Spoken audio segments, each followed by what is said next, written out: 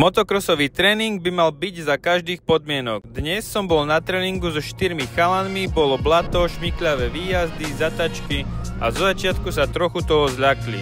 Ale nevzdali sa, išli do toho a nakoniec z toho bola pecka, doslova idoš. A potom sa ma jeden spýtal, ako sa môžeš dostať do tzv. Pantu? No keď napríklad v tých drážkach pôjdeš a trochu ťa rozhaďuješ, ale keď pôjdeš naskok pekne rovno, že bnk, hop, a budeš držať motorku nohami, tak sa nič nestane. Ale aj keď vidíš, že už nedoletíš, že ideš na hranu, tak tú motorku iba pevne stlač v nohách a jemný plynek a nič sa nestane, iba ťa odpinkne. Ale buď na to pripravený, hej? Nie, že budeš za kameň takto a iba že...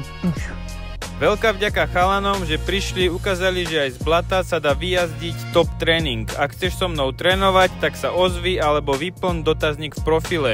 A nezabudni ma sledovať pre ďalšie videá. Čau.